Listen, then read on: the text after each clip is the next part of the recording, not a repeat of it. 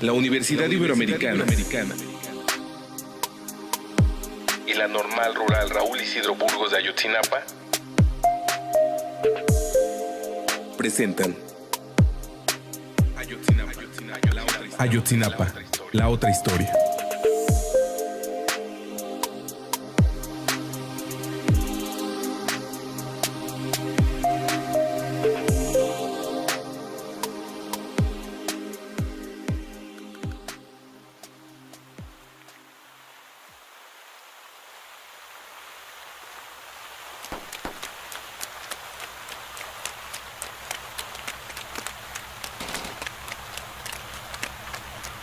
Iguala Guerrero, 26 de septiembre por la noche.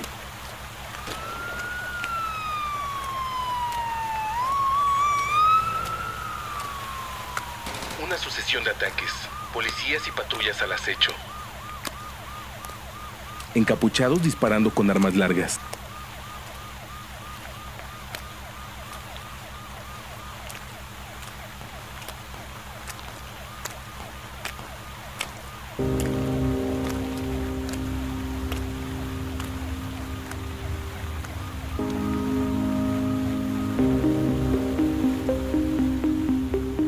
El saldo, 43 desaparecidos y 3 homicidios. 46 vidas truncadas de jóvenes normalistas. Al instante nos cayó otra patrulla, fue la otra patrulla que nos empezó a disparar. Ahí cayó el compañero Aldo Gutiérrez Solano. Yo de miedo me aventé sobre las llantas de la patrulla. Después al instante yo corrí hacia atrás del primer autobús de donde iba, ya cubriéndome de los policías. Ahí estuvimos un grupo de compañeros. En ese instante yo pensé que ya no sobreviviría a eso, que yo iba a ser mi última noche. Pero Ambrosio Martínez logró sobrevivir para relatar lo ocurrido en un operativo en el que participaron policías y sicarios, donde fueron capturados y luego desaparecidos los 43 que nos faltan. Ambrosio recuerda a quienes murieron aquella terrible noche. Perdimos a 3 compañeros muy importantes. La primera fue en el primer acto, que fue cuando nos encerraron, y fue al compañero Aldo. En la segunda, que fue cuando ya estaban los reporteros ahí, ya habían llegado personas, maestros en nuestro apoyo. Al recibir el segundo impacto de otra agresión, nosotros perdimos a otros 2 compañeros que fallecieron al instante, además de que hubo mucho herido. También en esa escena estaba el compañero, el chavo que le desfiguraron la cara. También ahí estaba, porque yo en un momento estuve con él, platiqué con él. Lo que me dijo era de que él se iba a dirigir ya directamente a su natal Estado de México, se iba a ir porque tenía una hija, porque tenía ganas de sobresalir, que por eso él había venido acá, para sobresalir.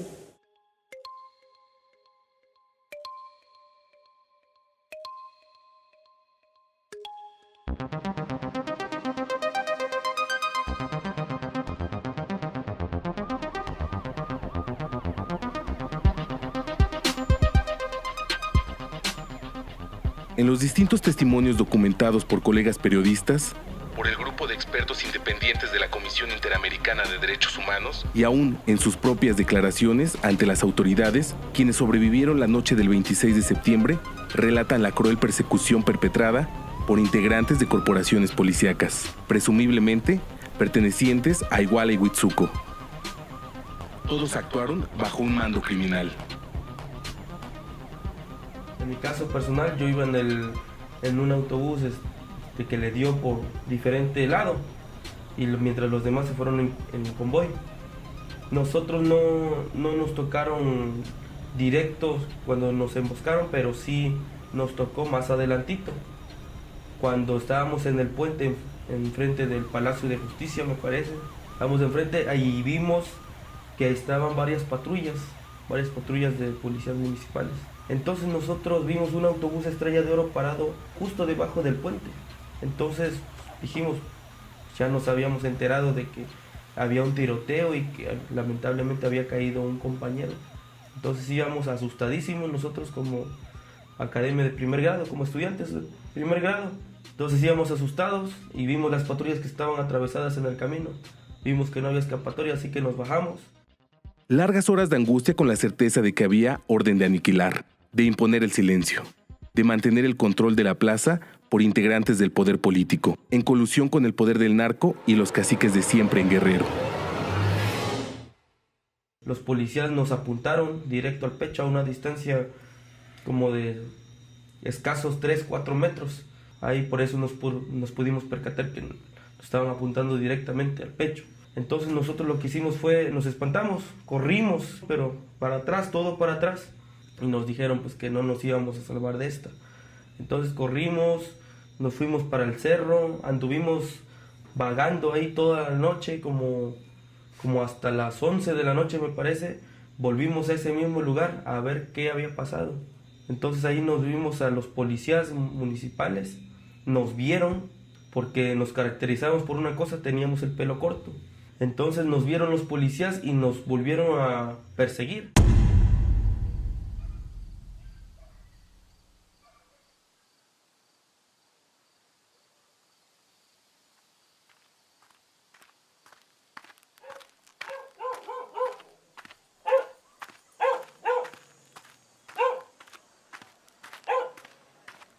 El Acapulco, estudiante de la licenciatura en Educación Primaria, conversa con nosotros en la Normal de Ayotzinapa, justo frente a las 43 bancas vacías que aguardan por los desaparecidos. Considero que al ser Ayotzinapa una escuela de lucha, es precisamente el miedo, el temor que se tiene por parte del gobierno, ¿no? Y por eso el deseo de querer erradicarla, querer quitarla, ¿sí? Pero fue un gran golpe del que pues la escuela tal vez nunca va a poder ser como un día lo fue. Ambrosio se encuentra en el comedor de la Normal. Es una tarde lluviosa, cargada de nostalgia, cargada de dolor. Hay una palabra que nosotros manejamos y que es injusticia. Injusticia engloba todo, ¿no? Injusticia lo que nos hicieron. ¿Por qué? Injusticia no han hecho nada. Actualmente no saben ni a dónde fueron. No hay estudios claros o concretos que avalan que fueron a tal lugar. Nada más dicen eso. Por ejemplo, ahí está el ejemplo del basurero de Cocula. ¿Qué hicieron? ¿Qué hizo el gobierno federal? Agarró y cerró el caso. ¿En qué? En menos de un mes cerró todo un caso. Fueron 43 chavos. ¿A dónde los llevaron?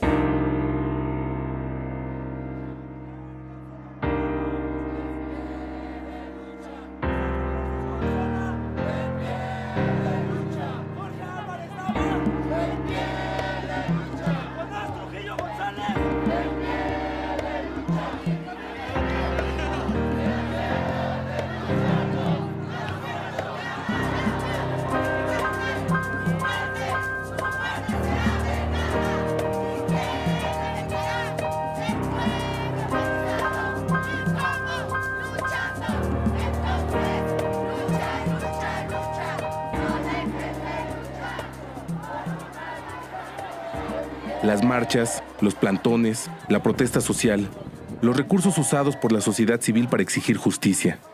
Javier González, secretario del Comité Estudiantil Ricardo Flores Magón, insiste.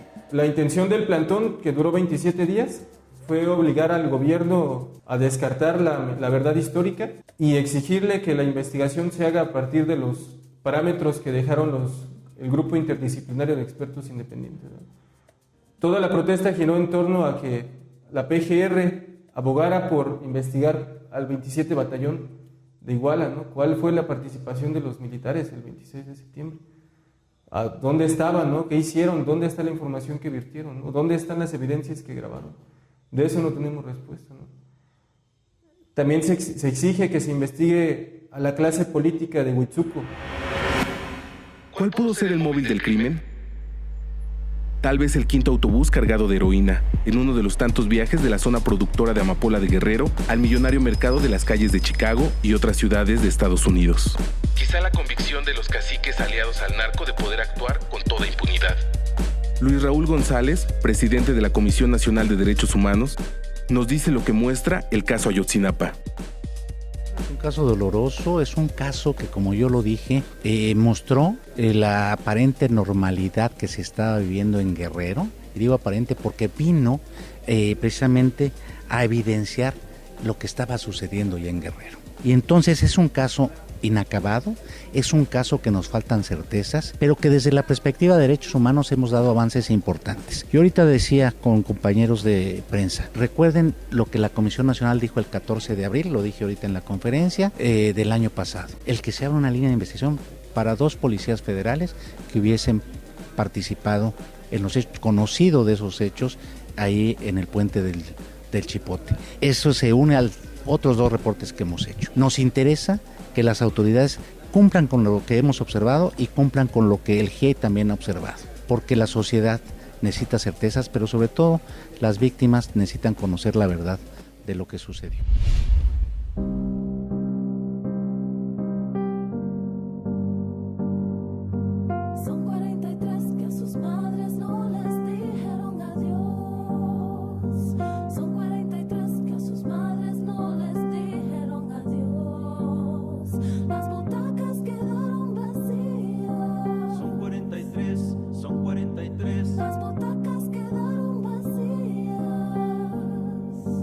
Son 43 que a sus madres no les dijeron adiós.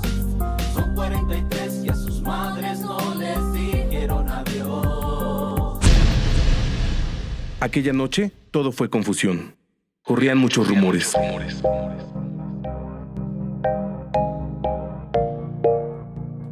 Kevin Lemus, estudiante de la licenciatura en educación primaria, es originario de esta pequeña ciudad. Conversamos un día soleado. El 26 de septiembre por la noche aquí en Tixla empezó un carro de sonido a andar voceando, ¿no? Que todos los que tuvieran hijos en Ayotzinapa pues se acercaran a la normal, y también pues el pueblo en general que quisiera venir aquí a apoyar porque estaban sucediendo hechos terribles, pues nos acercáramos. Ulises Vázquez, egresado de la Normal de Ayotzinapa, profesor de la comunidad de El Ocotito, recuerda lo confuso de las distintas versiones sobre lo ocurrido en Iguala la lluviosa tarde cuando nos encontramos cerca de la Normal. Pues el día 26 yo me encontraba en mi casa y pues yo no sabía nada hasta como ya pasado un poco de las 9, cuando un compañero mío me marca, ¿no? Y me lo hace saber, me dice que él estaba en Iguala y me dijo lo que estaba pasando. Y él me había contado, me dijo que habían matado a uno, él me contó. Y yo le digo, ¿en serio? Y dice, sí. Avísale a los de la Normal. Pero él pensaba que ellos ya no sabían. Más sin embargo, yo me comuniqué para acá. Y aquí, de hecho, ya se habían organizado. Incluso creo ya habían salido para allá. A lo largo de esa interminable noche, mientras en Iguala se sucedían ataques y desapariciones, en la Normal de Ayotzinapa se encontraban estudiantes, padres de familia, integrantes de organizaciones sociales, periodistas. Yo llegué aquí al otro día como a las 9 de la mañana, el día 27. Y pues cuando llegué aquí todo era un escenario bastante desastroso. Padres llorando por donde sea, los alumnos que no llegaban y unos compañeros que estaban ahí esperándolos, pues, sus compañeritos. Y lo primero que hicimos pues, fue incorporarnos aquí a la cancha techada, que fue donde se estaba concentrando toda la gente. Había demasiada gente, muchísima gente.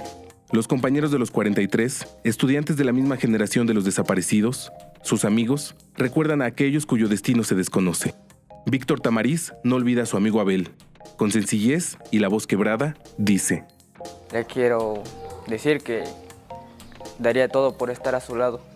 Daría todo por regresar, platicar con él como antes. O ver, aunque sea la última vez en la vida. Ayotzinapa, la otra historia.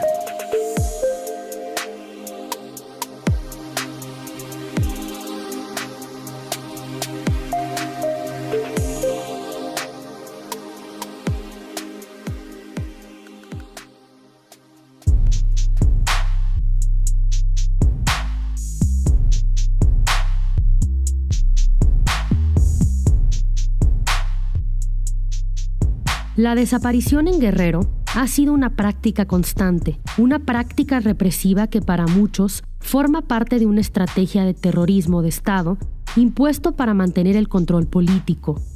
En la década de los años 70 se exterminó a los grupos guerrilleros y se sembró el terror en distintas regiones del estado. Solo en la región de Atoyac se han documentado más de 500 desapariciones. El caso de Rosendo Radilla es emblemático por varias razones. Entre ellas, porque a partir de este caso, la Corte Interamericana de Derechos Humanos dictó una sentencia en contra del Estado mexicano. Tita Radilla, hija de Rosendo, nos dice lo que desde su punto de vista representa Ayotzinapa en el contexto de una reiterada violación de los derechos humanos. Sí, para mí el caso Ayotzinapa es muy doloroso, o sea, no he podido, desde el momento en que lo supe, o sea, para mí fue devastador, una cosa terrible, tremenda, jóvenes, casi niños, o sea, en una situación así tan terrible, yo no he podido ni puedo asimilarlo todavía. En muchas ocasiones no quiero ir a los eventos precisamente porque no quiero recordarlo, no quiero sentirlo, no. Me duele demasiado esto que ocurrió con estos jóvenes. A Tita se le quiebra la voz por efecto del dolor. Ella luchó por hacer justicia tras la desaparición de su padre y ahora se solidariza con los padres de los 43 jóvenes desaparecidos. Pues ahí están las familias sufriendo, sintiendo el dolor, ¿no? de esos pequeños, porque eran unos niños casi. Entonces para mí eso es lo peor que puede haber ocurrido. Sí, son miles de personas, pero ese hecho tan aberrante, ¿verdad? Esa mentalidad tan sucia, tan torpe de un Estado mexicano, porque es responsable, aunque diga que fueron quienes hayan sido, ellos son los responsables, el Estado es el responsable de lo que ocurrió a ese joven. Tita insiste, el Estado mexicano es el responsable de lo que ocurrió a esos jóvenes, como lo fue en otra etapa donde se prodigaron las desapariciones forzadas en el estado de Guerrero en la década de los años 90, después de la irrupción del zapatismo, y lo es hoy cuando el poder fáctico del crimen organizado encuentra alianzas con los viejos caciques y las huestes de la corrupción política en el estado de Guerrero.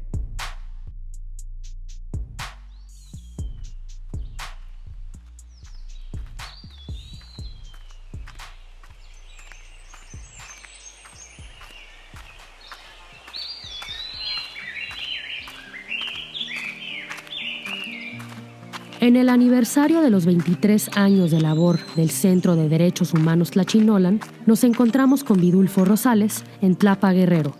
Vidulfo es el abogado de los padres de los normalistas desaparecidos. La Normal Rural de Ayotzinapa hoy en día representa una esperanza para los pueblos indígenas, una esperanza para los campesinos. Es un proyecto educativo que surgió en los años 20, ¿verdad? Justamente con la idea de empoderar a la clase campesina, de empoderar a los pueblos indígenas, a las comunidades rurales de ese entonces, de dar una educación, de dar herramientas al campesino para enfrentar la vida, para enfrentar esa desigualdad histórica que ha venido teniendo.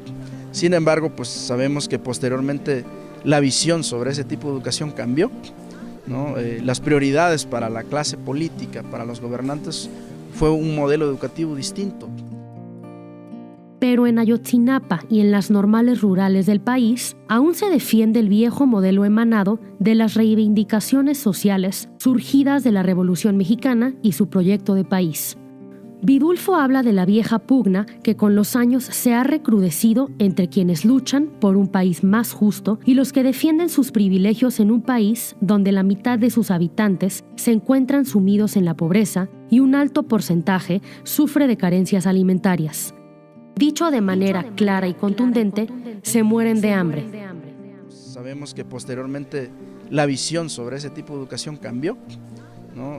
Las prioridades para la clase política, para los gobernantes, fue un modelo educativo distinto. Entonces, a partir de ahí entra la pugna entre el gobierno, que antes era un aliado, que antes facilitó, que antes dedicó una gran cantidad de presupuestal para estas escuelas, después se convierte en un enemigo de estas escuelas, reduciendo la matrícula, reduciendo las normales rurales, atacando la normal de muy diversas formas, desprestigiándolas, primero con el concepto en boga de los años 60 del enemigo socialista, del enemigo comunista, ¿no? Diciendo, bueno, ahí son una de guerrilleros, hacen todo por el socialismo y el comunismo menos estudiar. Los ataques continuaron a lo largo de la historia.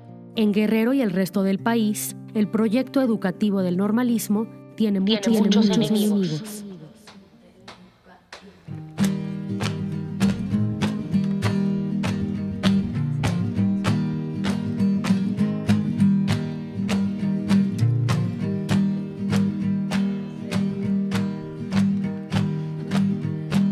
Te estamos esperando en casa. Te estamos esperando acá. Hay una cama caliente y un guisado de mamá. Hay un grafiti de cabañas, creo que está mirando al mar. Y hay un día con nubes claras en que quiero verte regresar.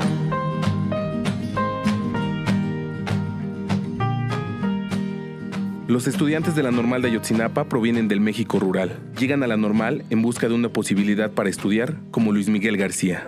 La Normal cuenta con internado porque aquí en la escuela pues no, todos los alumnos que se meten pues son hijos de campesinos. Cristian Aranda nos habla de su vieja vocación que terminó por llevarlo a Ayotzinapa, con el propósito de ser maestro. Como todo niño, siempre jugábamos en los patios de las casas, a la escuela, con los primos o amigos y sobre todo los vecinos del pueblo, pues. Entonces, en el mes de mayo se presentan lo que son las fichas de admisión y ya pues platiqué realmente con mis padres pues de que tomé la decisión pues de venirme a Ayotzinapa para seguir con mis estudios. Para el Acapulco, como para otros jóvenes, el llegar a ser profesor era un camino trazado en pos de un mejor futuro. Yo vengo de la parte rural, la zona rural de Acapulco, de un pueblo llamado el Kilómetro 40. La mayoría de los profesionistas maestros, licenciados en educación primaria de mi comunidad, son egresados de acá. Es entonces como yo me entero de Ayotzinapa. Las normales rurales del país se crearon en el México posterior a la Revolución, con un modelo educativo basado en los ideales de educación y democracia de José Vasconcelos. Con Javier González, secretario del Comité Estudiantil Ricardo Flores Magón, conversamos una noche en un solitario salón de clases de la Normal. Más allá de las prácticas políticas de la Normal, de justicia y exigir equidad y igualdad para todos, a lo interno de la escuela pues hay diversas actividades que permiten que los estudiantes pues se forjen un sentido de organización, ¿verdad? Actividades tan simples como la higiene, principalmente corre a cargo de los estudiantes, ¿no? Se organizan, unos grupos barren un lado, otros pues limpian otro. También aquí trabajamos las tierras, ¿no? Algunos compañeros trabajan ahí con el ganado, los otros pues están ahí sembrando.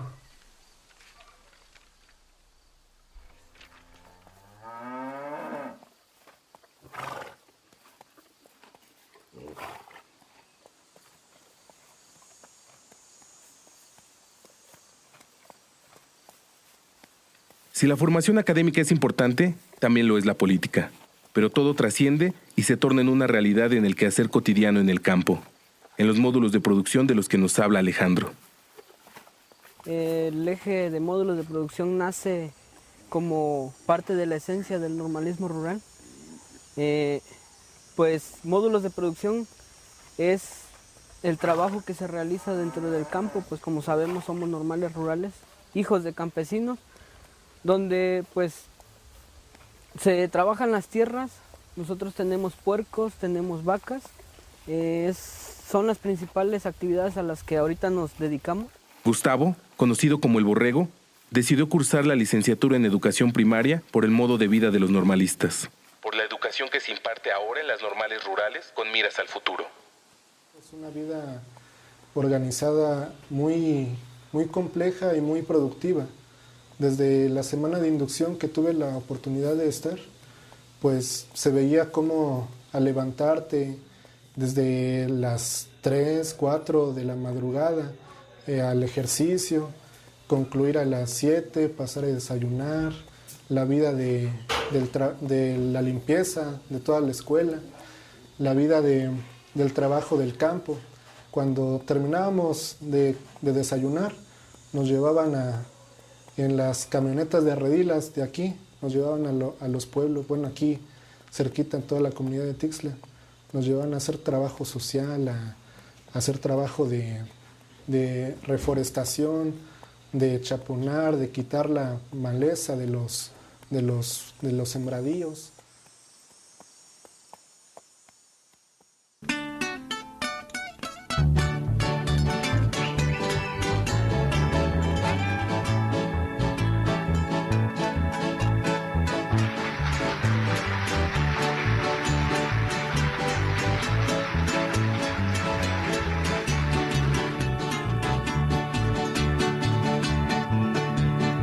Escuchen este corrido que yo les voy a cantar.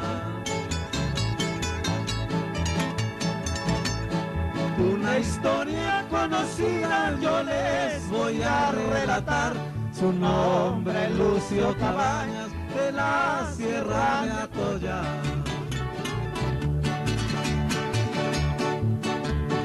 En la República entera Cabañas es perseguido.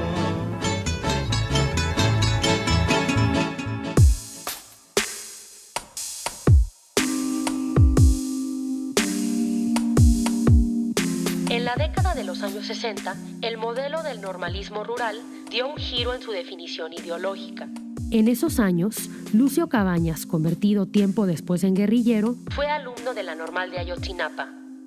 Javier González recuerda lo que se cuenta de Lucio, esas historias narradas por los estudiantes generación tras generación. Convocaba a toda la base de la Normal y se sentaban en la parte de atrás del edificio. Ahí en la parte de arriba él ponía un megáfono, un altavoz, y escuchaban la radio rebelde de Che Guevara, ¿no? en La Habana. Entonces, a través de ello fue como se empezó a crear la forma de orientación política, ¿no? Primero escuchando al Che en la radio, y después, pues cada semana se juntaban los compañeros, discutían, después cada día, y pues es una práctica que hasta el momento la tenemos todavía vigente en la Normal. Más allá de toda consideración ideológico-política, emociona escuchar a Javier González, secretario del Comité Estudiantil Ricardo Flores Magón en Ayotzinapa, hablar sobre Lucio Cabañas. En su etapa de madurez política, pues Lucio fue la cabeza máxima de la Federación de Estudiantes Campesinos Socialistas de México. Y él recorrió cada una de las normales para sembrar la semilla que había en él ya cosechado en Ayotzinapa, ¿no? La necesidad de que en las normales hubiera ideología, que hubiera pues política, ¿no? Que hubiera formación, pues es parte de la ardua labor que hizo Lucio. En 1967 él fue secretario general de la FEXU y implementó a través de su labor pues la formación en todos los ámbitos de los compañeros aquí estudiantes normalistas. El proyecto político del normalismo sigue vigente en las apartadas comunidades del estado de Guerrero. Con Pedro Santos Barrios nos encontramos en la biblioteca de la comunidad del Troncón. Lugar de reunión, espacio privilegiado, donde a través de los libros y la reflexión se propagan las ideas. Y el maestro rural obviamente pues sí es el centro de atención, sobre todo una guía para la comunidad. ¿Por qué? Porque tienes que hacer diferentes labores y orgullosamente lo decimos.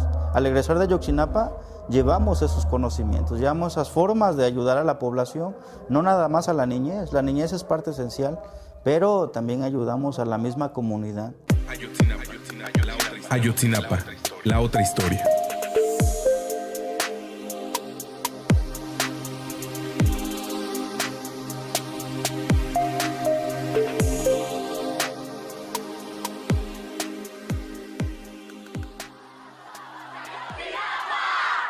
¡Todos somos Ayotzinapa! llevaron! ¡Y no nos queremos!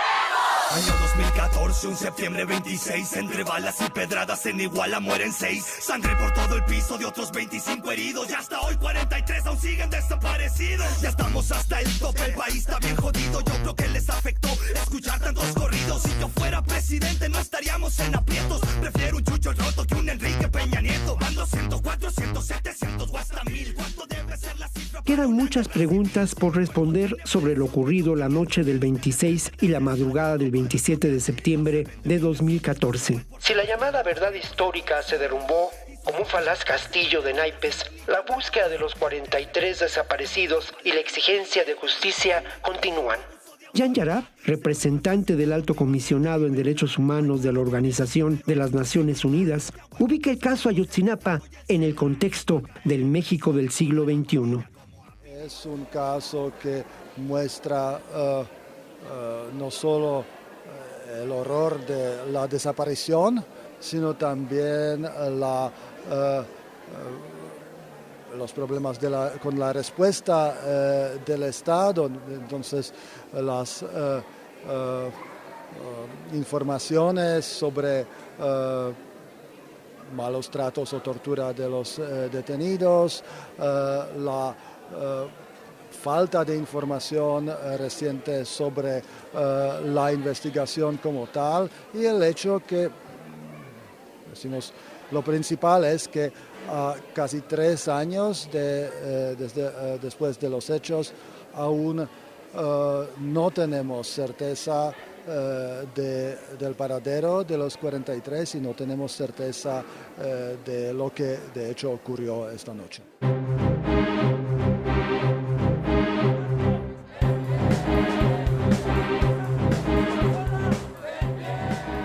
Una palabra, negra y atroz, resume la verdadera catástrofe en materia de derechos humanos en un país de decenas de miles de ejecutados, Miles de desplazados por la violencia y más de 32,000 desaparecidos. Impunidad. Ariel Duliski, exintegrante del Grupo de Trabajo sobre Desapariciones Forzadas de Naciones Unidas, comparte con nosotros su lectura sobre el caso Ayotzinapa. Uno, que demuestra la absoluta incapacidad del Estado para prevenir las desapariciones forzadas. 2, es un claro ejemplo de la connivencia entre autoridades estatales, servidores públicos y el crimen organizado para desaparecer personas.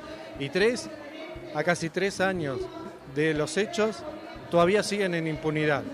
Demuestra que el Estado todavía, ni siquiera en este caso que ha puesto todos los recursos el Estado y que ha dicho que es un ejemplo de investigación, ha logrado al día de hoy condenar a alguien. No solo eso, no hay ninguna persona que está detenida acusada de desaparición forzada. No es el delito que están utilizando. 4, no se ha logrado ubicar a los estudiantes. La exigencia de justicia, de dejar atrás la llamada verdad histórica, de seguir líneas de investigación apenas iniciadas, ha sido un constante reclamo de los estudiantes de la Normal de Ayotzinapa, quienes exigen verdad y justicia frente a la desaparición de sus compañeros. Javier González conversa con nosotros en la sede del Comité Estudiantil Ricardo Flores Magón de la Normal de Ayotzinapa. Las marchas y los plantones han dado resultado. A través de un plantón frente a la PGR fue como se logra restaurar el compromiso de las instituciones en investigar. La intención del plantón, que duró 27 días, fue obligar al gobierno a descartar la verdad histórica y exigirle que la investigación se haga a partir de los parámetros que dejaron el grupo interdisciplinario de expertos independientes, ¿no? Toda la protesta giró en torno a que la PGR abogara por investigar al 27 Batallón de Iguala, ¿no? ¿Cuál fue la participación de los militares el 26 de septiembre? ¿A dónde estaban, ¿no? ¿Qué hicieron? ¿Dónde está la información que virtieron, ¿no? ¿Dónde están las evidencias que grabaron? De eso no tenemos respuesta.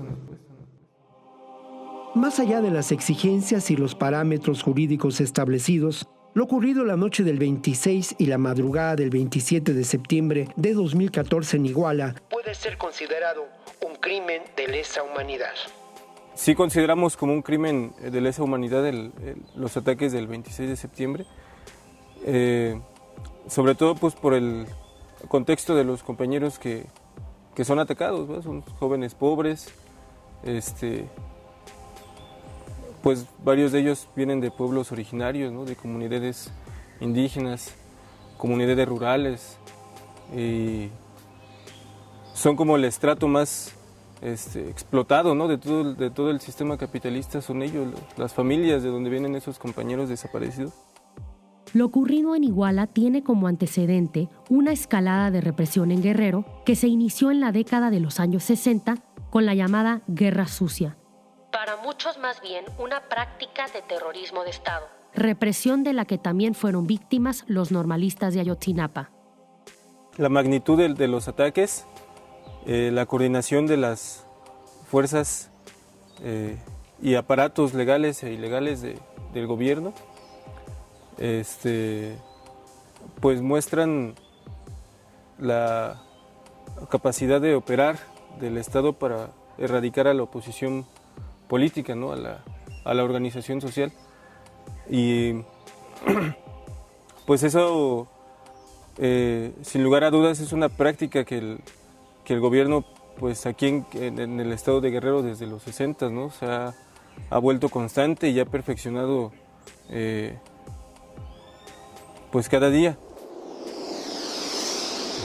El normalismo rural siempre el gobierno lo ha visto como un enemigo.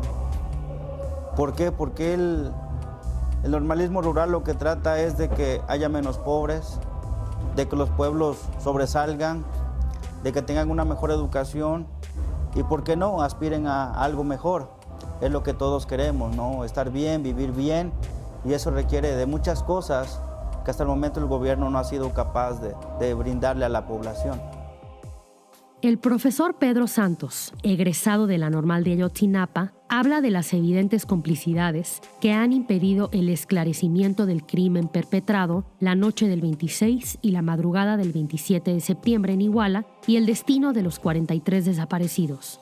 El gobierno federal le compete y es el responsable de todo lo que ocurre aquí en este país que es México, ¿no?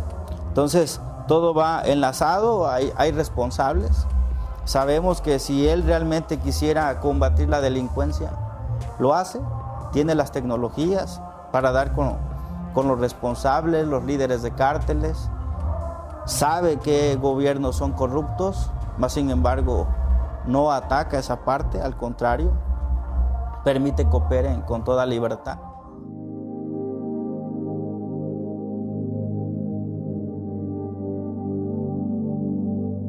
Las madres. Los padres de los 43 desaparecidos han enfrentado a las autoridades, empezando por el propio presidente.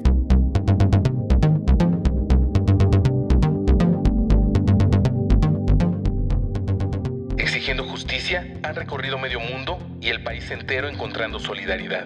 Transformaron su dolor en una exigencia de justicia, como ha ocurrido con otras madres y familiares de personas víctimas de desaparición forzada. En este país, este es un crimen recurrente. Blanca Martínez del Centro Diocesano para los Derechos Humanos, Fray Juan de Larios, reflexiona con nosotros sobre cómo las familias de las víctimas de desaparición forzada se transforman en sujetos críticos. Cómo su búsqueda lleva nuevas visiones sobre temas como la maternidad y la propia muerte. Desgraciadamente, las situaciones de violencia, de crisis como las que vivimos ahorita, no solo en términos de sistema, sino quizás hasta de civilización, generan la posibilidad también de surgimientos de nuevos sujetos colectivos sociales, ¿no? Y yo creo que es lo que está pasando con las familiares de desaparecidos. No podemos olvidar que la desaparición forzada ha sido usada como un mecanismo de control político por estados represores. Ciertamente, en la triste historia de nuestros países, en América Latina y en otros lugares del mundo, la desaparición, bueno, es una constante, ¿no? Es un mecanismo de terror que se ha utilizado preferencialmente por los estados y ha sido, por las experiencias que nosotros conocemos, ha sido también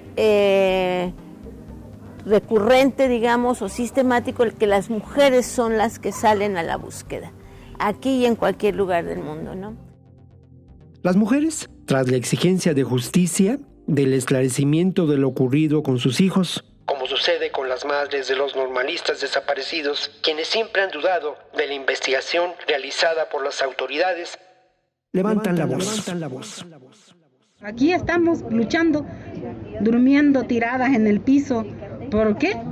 Porque queremos saber la verdad de nuestros hijos, que se investiguen las líneas que dejaron los expertos, que tampoco nos le han hecho caso, Hay como 20 líneas de investigaciones que dejaron y nada, y no hacen por investigarla. ¿Por qué no hacen por investigarla? A ver, ¿cómo pudieron agarrar según al Chapo, no sé a quién, y que no puedan encontrar a 43 jóvenes? Eso es imposible. Ahí nomás ellos mismos se están delatando que ellos son los culpables. Porque ¿cómo? Si también ellos tienen tecnología para hacerlo, ¿y cómo no los van a poder encontrar? Pues claro que no los van a encontrar porque ellos saben a dónde los tienen. Y siempre lo hemos pensado eso. Ellos los tienen. Nosotros lo que queremos es que nos devuelvan a nuestros hijos. Queremos la verdad. Ya no queremos mentira. Y pues mi nombre es Blanca Luz Nava Vélez.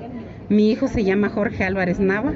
Y digo se llama porque así siento yo que por ahí está mi hijo y va a regresar si Dios quiere. No hay otra forma de concluir este documental. Nos faltan 43. Vivos se los llevaron. Vivos los queremos.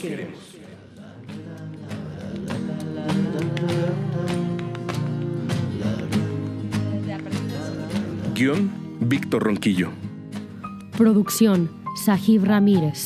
Diseño de audio, Orlando Oliveros. Voces, Maritoni Aguirre, Sajib Ramírez y Víctor Ronquillo.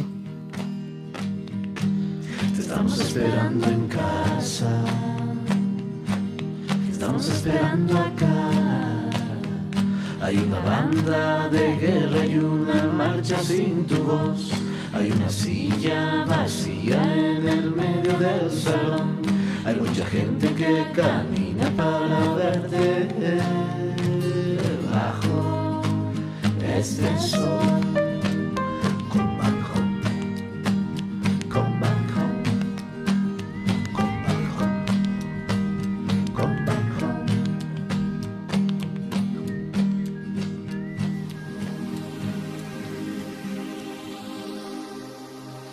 La Universidad Iberoamericana y la Normal Rural Raúl Isidro Burgos de Ayotzinapa presentan Ayotzinapa, la otra historia.